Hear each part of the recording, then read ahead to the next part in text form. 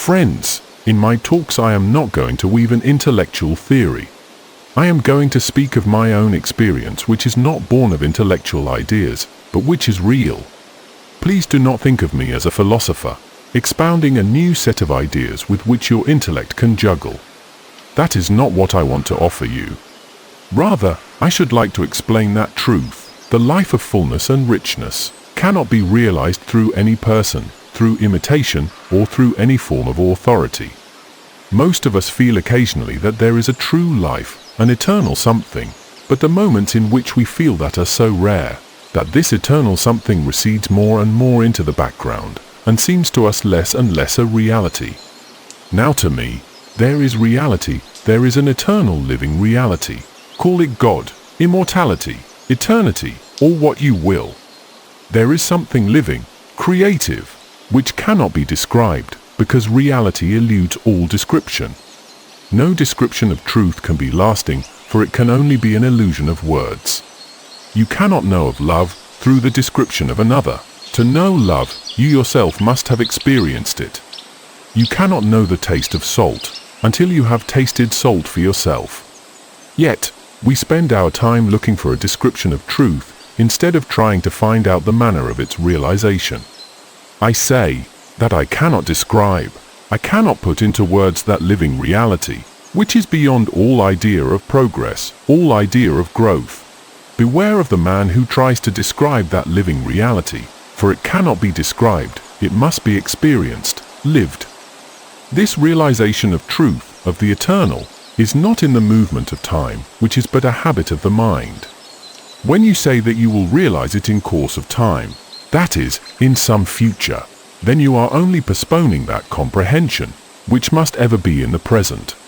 But if the mind understands the completeness of life, and is free from the division of time into the past, present, and future, then there comes the realization of that living eternal reality.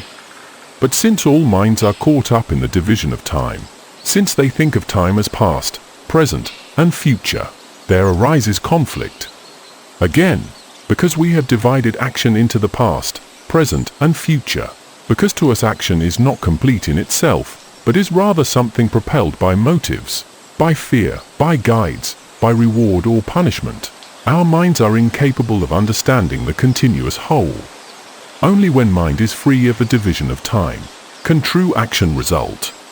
When action is born of completeness, not in the division of time, then that action is harmonious, and is freed from the trammels of society, classes, races, religions, and acquisitiveness. To put it differently, action must become truly individual. Now, I am not using that word individual in the sense of placing the individual against the many. By individual action I mean action that is born of complete comprehension, complete understanding by the individual, understanding not imposed by others.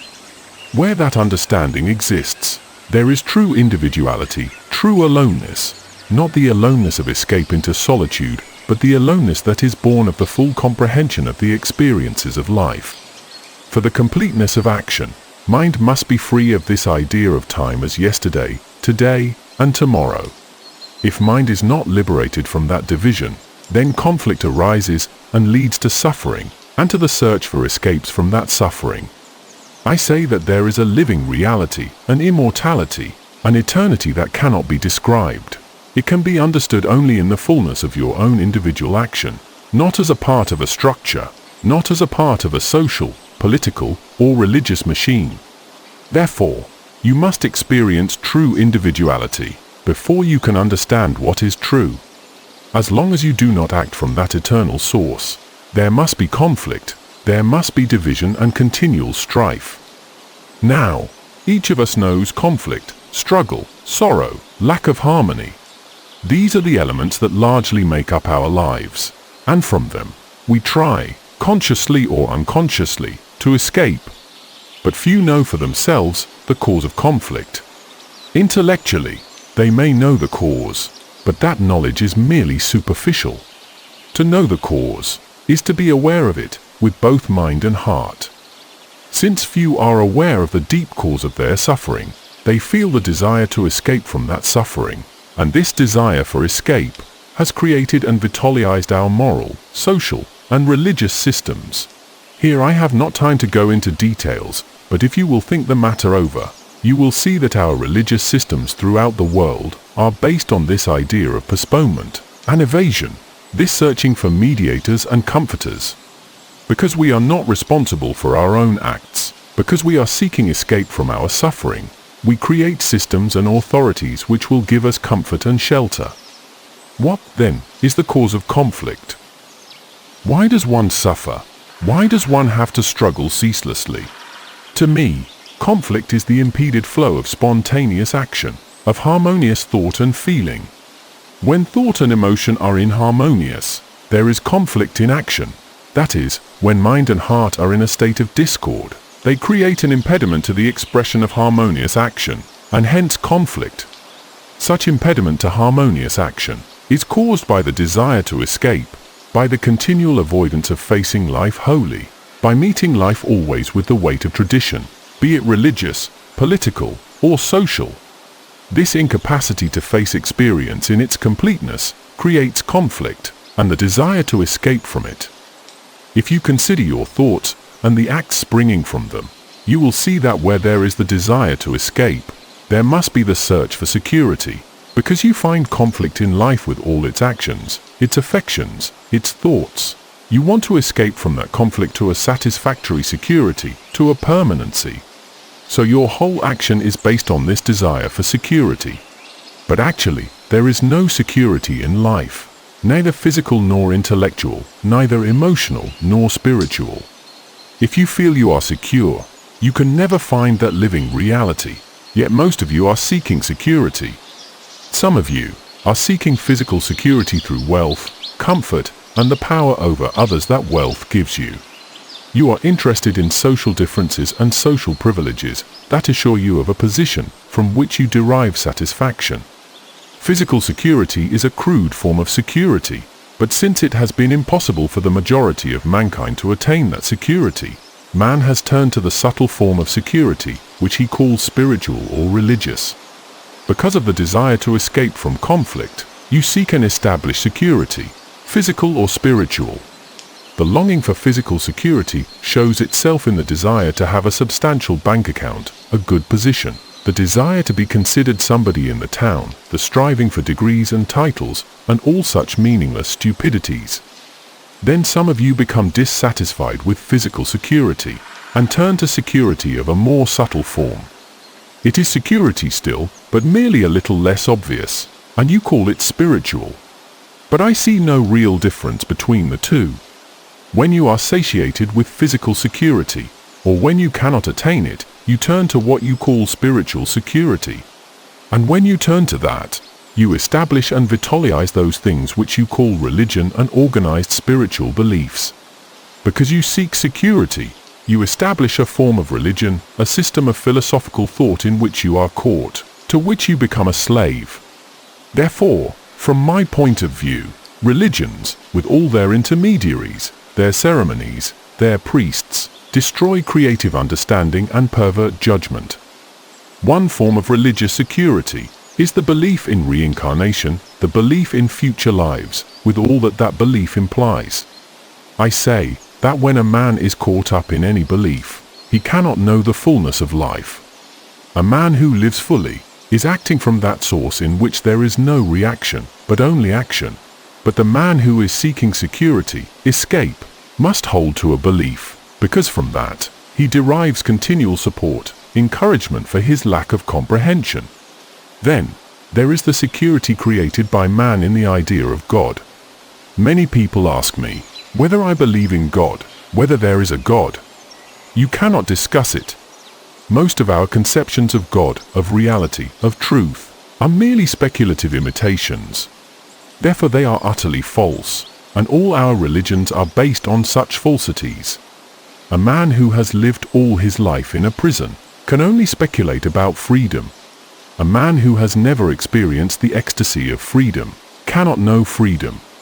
So, it is of little avail to discuss God, truth, but if you have the intelligence, the intensity to destroy the barriers around you, then you will know for yourself the fulfillment of life. You will then no longer be a slave in a social or religious system. Again, there is the security through service. That is, you like to lose yourself in the bog of activity, in work. Through this activity, this security, you seek to escape from facing your own incessant struggles. So, security is but escape. And since most people are trying to escape, they have made themselves into machines of habit in order to avoid conflict. They create religious beliefs, ideas. They worship the image of an imitation which they call God. They try to forget their inability to face the struggle by losing themselves in work. All these are ways of escape. Now, in order to safeguard security, you create authority, isn't that so? To receive comfort, you must have someone or some system to give you comfort. To have security, there must be a person, an idea, a belief, a tradition that gives you the assurance of security.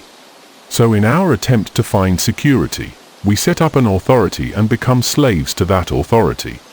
In our search for security, we set up religious ideals that we have created in our fear. We seek security through priests or spiritual guides, whom we call teachers or masters. Or, again, we seek our authority in the power of tradition, social, economic, or political. We ourselves, individually, have established these authorities. They did not come into being spontaneously. Through centuries, we have been establishing them, and our minds have become crippled, perverted through their influence. Or, suppose that we have discarded external authorities. Then we have developed an inner authority which we call intuitional, spiritual authority, but which, to me, differs little from the external. That is, when mind is caught up in authority, whether external or inner, it cannot be free, and therefore it cannot know true discernment. Hence, where there is authority born of the search for security, in that authority are the roots of egotism. Now, what have we done? Out of our weakness, our desire for power, our search for security, we have established spiritual authorities. And in this security, which we call immortality, we want to dwell eternally. If you look at that desire calmly, discerningly, you will see that it is nothing but a refined form of egotism. Where there is a division of thought, where there is the idea of I, the idea of mine and yours, there cannot be completeness in action, and therefore there cannot be the understanding of living reality. But, and I hope you understand this, that living reality, that totality, expresses itself in the action of individuality. I have explained what I mean by individuality, the state in which action takes place through understanding, liberated from all standards, social, economic, or spiritual. That is what I call true individuality, because it is action born of the fullness of understanding, whereas egotism has its roots in security, in tradition, in belief. Therefore, action induced by egotism is ever incomplete, is ever bound up with ceaseless struggle, with suffering and pain. These are a few of the impediments and hindrances that prevent man from realizing that supreme reality. That living reality you can understand only when you have freed yourself from these hindrances. The freedom of completeness is not in the escape from bondage, but in the understanding of action, which is the harmony of mind and heart. Let me explain this more clearly. Most thinking people are intellectually aware of many hindrances. For instance, if you consider such securities as wealth, which you accumulate as a protection, or spiritual ideas in which you try to take shelter, you will see their utter futility. Now, if you examine these securities, you may intellectually see their falseness, but to me, that intellectual consciousness of impediment is not full awareness at all. It is merely an intellectual conception, not a full consciousness. Full consciousness exists only when you are aware of these hindrances, both emotionally and mentally. If you are thinking of these hindrances now, you are probably considering them only intellectually, and you say, "Tell me a way by which I can get rid of these impediments." That is, you are merely trying to conquer impediments, and thereby you are creating another set of resistances. I hope I have made this clear. I can tell you that security is futile, that it has no significance, and you may intellectually admit this. But as you have been accustomed to struggle for security, when you go from here, you will merely continue that struggle, but now, against security. Thereby you merely seek a new way, a new method, a new technique, which is but a renewed desire for security in another form. To me, there is no such thing as a technique for living, a technique for the realization of truth. If there were such a technique for you to learn, you would merely be enslaved by another system. The realization of truth comes only when there is completeness of action without effort. And the cessation of effort comes through the awareness of hindrances, not when you try to conquer them.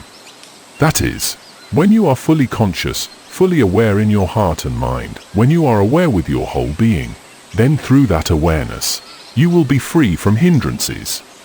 Experiment and you will see. Everything that you have conquered has enslaved you. Only when you have understood an impediment with your whole being, only when you have really understood the illusion of security, you will no longer struggle against it. But if you are only intellectually conscious of hindrances, then you will continue to struggle against them. Your conception of life is based on this principle. Your striving for spiritual achievement, spiritual growth, is the outcome of your desire for further securities, further aggrandizement, further glory, and hence this continual and ceaseless struggle.